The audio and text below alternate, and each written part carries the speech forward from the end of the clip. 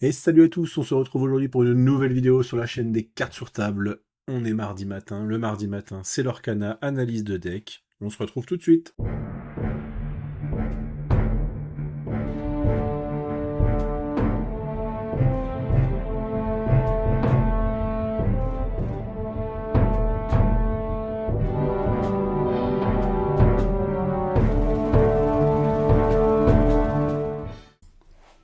Alors les amis, ça me fait extrêmement plaisir qu'on se retrouve pour un nouveau deck, toujours une analyse, l'analyse de la semaine. Et ben, nouveau chapitre, les mers azurites, ça sort là, demain, fin de semaine, ça dépend quand vous regardez cette vidéo. Du coup, j'ai préparé un deck avec énormément de cartes du nouveau set. Et en plus, ils m'ont très très bien servi pour ce set-là, car il y a énormément de pirates. Du coup, on part sur un deck pirate avec les couleurs vert acier.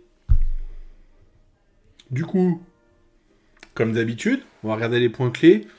On voit sur la droite tout de suite les statistiques. Donc le principe du deck, il va être basé sur le thème des pirates. J'ai vraiment orienté quasiment tout mon deck sur cette thématique.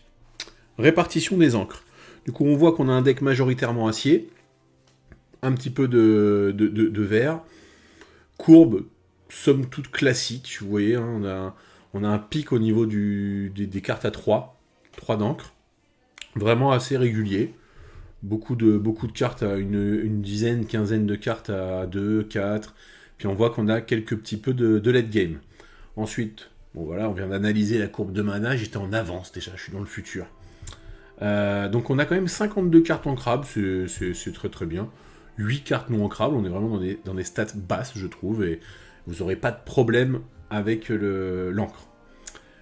46 cartes personnages, un petit peu moins que la dernière fois.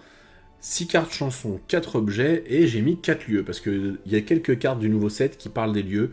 J'ai voulu tenter le move, on va dire. Donc on va regarder tout de suite les cartes personnages. Je peux pas faire un deck pirate, les amis, sans une de mes cartes préférées, avec Elsa, je rappelle, mais le Capitaine Crochet, cet artwork incroyable, une carte en crabe pour 1-2, offensif 2, voilà, c'est pour moi, j'adore cette carte, et elle est pirate et capitaine, on verra que c'est important, pourquoi ?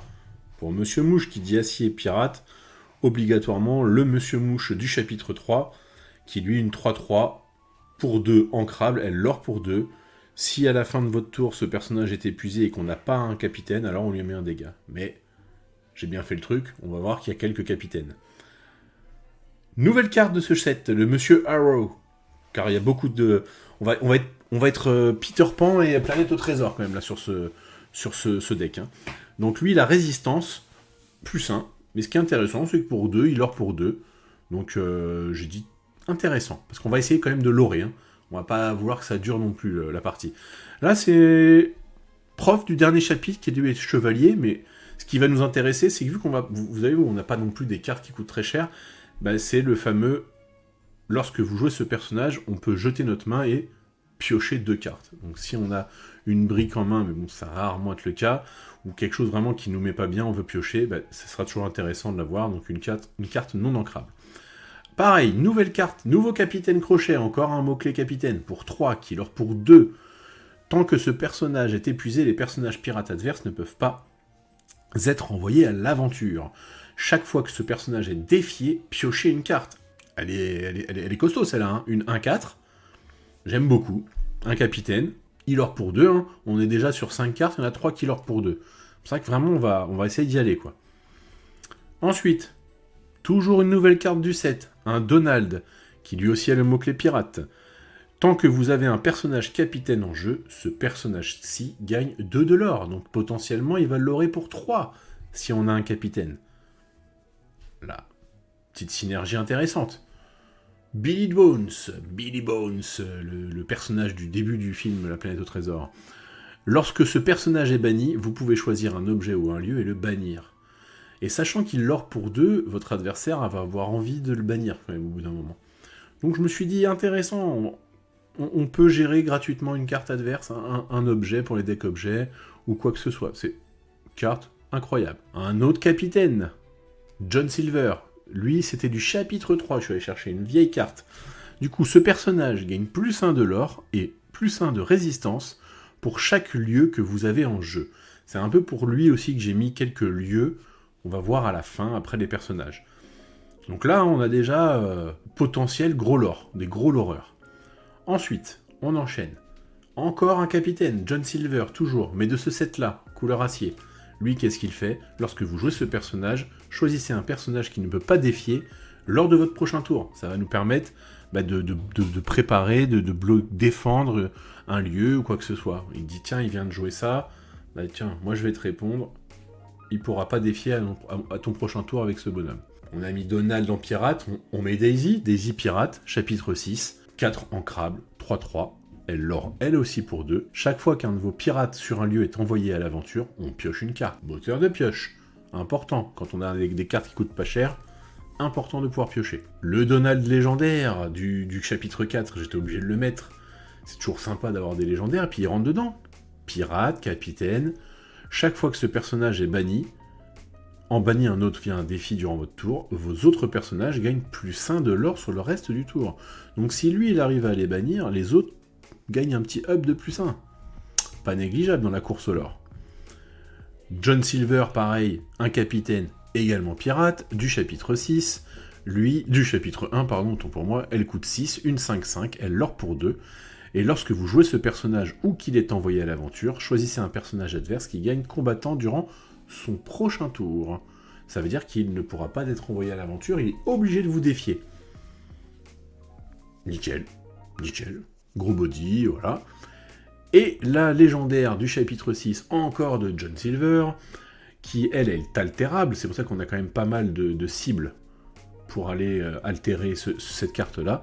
Une 6-6 qui lore pour 2, donc altère 5. Elle a résistance 2 déjà, donc une 6-6 résistance 2, c'est sympa. Et au début de votre tour, infligez un dommage à chaque personnage adverse redressé. Intéressant, parce qu'il va falloir la choper celle-là. 6-6 résistance 2, c'est une 6-8 quand même. Donc voilà la liste des persos que je vous ai mis. Donc vous voyez, beaucoup de 1, 2, 3, quoi. Le tour 3, c'est vraiment... Là, on a ce qu'il faut, quoi. 2 cartes chansons, pour un peu de gestion tout de même. Plus ardent que les feux du volcan, du chapitre 2, un classique, ancrable. Je rappelle, choisissez un personnage et infligez-lui autant de dommages que de personnages que vous avez en jeu. Toujours sympathique pour un peu de faire des petits trades intéressants. Et puis, quand soudain sur 22, pareil, toujours un classique. Choisissez un personnage ou un lieu et infligez-lui 5 dégâts. Et maintenant, les petits lieux que je vous ai dit. Les lieux, le croc du dragon, que j'ai trouvé intéressant, pour 4 tout de même. C'est des lieux qui vous coûtaient un peu cher. Mais pour 4, il coûte déplacement de 2, mais vous allez voir une petite surprise après. 6 de résistance, il lore pour 2 tout de même. Et les personnages sur ce lieu gagnent hors d'atteinte et insaisissables. Donc ça veut dire qu'il va falloir que votre adversaire vous gère le lieu, mais il faut quand même payer 2 pour aller dessus. On va voir après.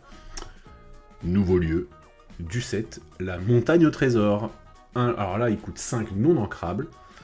Toujours un coût de déplacement de 2, mais au début de votre tour, choisissez un personnage ou un lieu et infligez-lui autant de dommages qu'il y a de personnages sur ce lieu. Donc 9, ça commence à causer, il va falloir qu'il aille le gérer. Ça lore pour 2, c'est intéressant. Maintenant, vous allez me dire, ouais, mais ça coûte quand même 2 à chaque fois. Oui, mais j'ai mis un objet. Et l'objet, qu'est-ce que c'est? Le module de transport, un objet de ce chapitre-là, de dernier chapitre. Au début de votre tour, vous pouvez déplacer gratuitement l'un de vos personnages sur un lieu. Pas mal celui-là. Pour 1. Donc maintenant, on va regarder ensemble la main de départ, que je juge la meilleure. Ça va être, voilà, Capitaine Crochet, Monsieur Mouche, Billy Bones, John Silver, Capitaine Crochet, celui qui permet, dès qu'il est défié, de piocher une carte, le Donald, et un plus ardent que les feux des volcans. Donc j'ai mis, voilà, un seul T1, un T2, et après, voilà, après on déroule, en fonction de ce que joue votre adversaire, on va envoyer nos T3, tout simplement. Donc j'ai envie de dire que Billy Bones, voilà quoi, moi, Crochet, Mouche, Billy Bones, je prends tous les jours. Puis ensuite, on a les John Silver qui vont permettre, surtout, d'aller chercher vite l'alter à 5. Si on n'a pas tout ça, j'ai quand même pensé à quelques petites cartes de remplacement. Donc une que j'ai trouvée sympathique, une super rare, du chapitre 6 toujours. Hein. Vraiment, j'ai mis le paquet sur le dernier set, mais du pirate, mais pas lui. Lui, je l'ai mis pour les stats et son effet. Donc, du coup, c'est un dingo qui l'or pour 3, 5 ancrables, 1 de force, 4 de résistance. Il a hors d'atteinte de base, et ce qui fait surtout que j'ai bien aimé, c'est que chaque fois que ce personnage est envoyé à l'aventure, choisissez un personnage qui gagne hors d'atteinte jusqu'au début de votre prochain tour. J'ai bien aimé l'effet, j'ai trouvé que ça l'aurait pour 3, une carte à 5, c'est sympathique. Ensuite, j'ai mis aussi une carte à 5 non ancrable cette fois-ci, une légendaire du chapitre 4, Porcinet. Porcinet, résistance 1, et elle a 5 de défense, donc ça fait 6 on va dire, pour 3 d'attaque. 3 de l'or tout de même, et tant que vous n'avez aucune carte en main, ce personnage peut défier les personnages redressés. Donc j'ai bien aimé surtout son résistance, le fait qu'il l'or pour 3, et qu'il ait 5 points de vie. Je me suis dit, ça peut être intéressant de le rentrer. Par contre, on n'est plus dans la thématique pirate. Hein. Une légendaire du dernier chapitre qui, moi, m'intéresse énormément, non ancrable, 6, c'est Ralph Lacasse. Ralph Lacasse, donc 6 non ancrables, 4 de défense, 4 d'attaque. Il l'or pour 3 encore. Et lui, il fait un effet de fou, c'est chaque fois que ce personnage est envoyé à l'aventure, vous pouvez choisir un lieu ou un objet et le bannir pour gagner 2 éclats de l'or. Est-ce qu'on relie bien ensemble, les gars? Il l'or pour 3, et chaque fois que ce personnage est envoyé à l'aventure, donc il l'or pour 3, on peut choisir un lieu ou un objet et le bannir pour gagner 2. C'est-à-dire qu'on va gagner 5 de l'or, et on va gérer un lieu ou un objet. Donc celle-ci va coûter un petit peu. Je l'ai mis si vous avez la chance de l'avoir. Franchement, même en un exemplaire, on a des cartes voilà, qui peuvent le défendre. Ça valait le coup pour moi. Un classique, là, Tiberius. Rourke. Donc une super rare du chapitre 3. Donc lui, je rappelle, hein, une 3 non ancrable, 2 d'attaque, 4 de défense. Elle faisait quoi? Lorsqu'on joue ce personnage, on choisit un personnage adverse qui gagnait combattant. C'était sympa. Toujours pour les personnages que l'adversaire veut préserver. Hein. Je pense aux decks chansons, par exemple, qui n'ont pas envie que leur Ariel parte à l'aventure maintenant. Bim, tu deviens combattant, tu dois aller faire un trade. Et ensuite, elle faisait quoi? Chaque fois que l'un de vos autres personnages était banni, chaque adversaire perd un éclat de l'or. Donc quand votre opposant vous bannit un personnage, il perd un de l'or. Ensuite, j'ai mis la bête, un classique, on joue acier, hein, j'aurais même pu mettre, j'ai envie de dire, notre ami Robin des Bois, la bête du chapitre 2, voilà, qui est une 5 en crabe, 3 d'attaque, 5 de défense, elle l'or pour 2, alter à 3, donc là on n'a pas d'alter pour elle, et je rappelle, si ce personnage n'a aucun jeton dommage sur lui au début de votre tour, alors on pioche une carte. Si ce n'était pas le cas, il gagne 4 d'attaque en plus, ce qui fait que c'est une 7-5. J'ai hésité à mettre aussi la carte qui permet de faire piocher en acier ce rêve bleu. Ça peut être intéressant pour 5. Je ne l'ai pas affiché là, mais c'est quelque chose à penser. Donc on va se regarder ensemble la decklist. Au total, on voit que c'est un deck quand même plutôt solide et plutôt genre pas trop de cartes en petits exemplaires. J'ai vraiment été... je mets la thématique pirate vraiment au centre du deck et le fait qu'on veuille l'aurer vite. C'est pas un aggro, c'est pas vraiment un contrôle, voire pas du tout. Un petit mid-range, j'ai envie de dire. Donc on est 4 crochets à 1, 4 Monsieur Arrow, 4 Monsieur Mouche, 4 Prof, 4 Capitaine Crochet du dernier set, 4 Donald, 4 Billy Bones, 4 John Silver, 2 autres John Silver qui permettent de gérer, 4 Daisy, 4 Donald légendaires, 2 John Silver légendaires chapitre 1, 2 John Silver légendaires chapitre 2, 4 plus ardents que les feux du volcan, 2 quand soudain vient Zeus, 4 modules de transport, et 4 lieux, 2 crocs du dragon, et 2 montagnes au trésor. Donc voilà le deck que je vous propose aujourd'hui. Moi, je vais le jouer. Je vais sûrement vous en faire un duel avec Mathieu. Écoutez, j'espère que ça va le faire pour vous. Hein. On en discute toujours dans les commentaires. Moi, je suis pressé de voir ce que vous en pensez. Je m'étais dit que je voulais absolument vous présenter un deck avec beaucoup de cartes du chapitre. Et vraiment, ça me tenait à cœur, les pirates. Hein. Si vous suivez nos duels sur la chaîne secondaire, les decks thématiques. J'ai fait un deck pirate aussi, mais je m'étais contenté, moi, de faire pirate de Peter Pan. Là j'ai mixé vraiment avec la planète au trésor qui a été mis en avant sur ce set. Ben voilà, hein, c'est un bon petit deck sympathique, vraiment fun à jouer, je pense, qui va en surprendre plus d'un. Donc je rappelle toujours, on vous voit les gars, on vous voit, vous n'êtes pas tous abonnés encore, je le dis, je le répète, laissez-vous tenter par l'abonnement, abonnez-vous, ça vous coûte rien, moi ça me soutient énormément avec l'équipe, ça permet d'être mieux référencé par YouTube, tout simplement, et me permettre de continuer à vous faire énormément de vidéos sur le jeu. Donc, le commentaire, le meilleur pouce, les meilleurs pouces, comme dirait Mathieu. N'hésitez pas à faire un tour sur la chaîne secondaire où on met tous nos duels.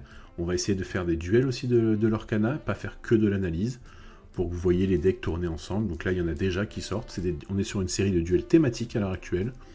Et puis, on va faire des duels sur le chapitre 6, naturellement. Hein. Forcément, là, ça sort, on a envie de jouer, envie de vous proposer du gameplay, comme d'habitude. Gameplay physique, avec les cartes. Voilà, écoutez, j'espère que cette analyse vous aura plu. Moi, c'était comme d'habitude un honneur de vous servir. Sur ce, tapez bien le carton. On se retrouve la semaine prochaine. Ciao, ciao.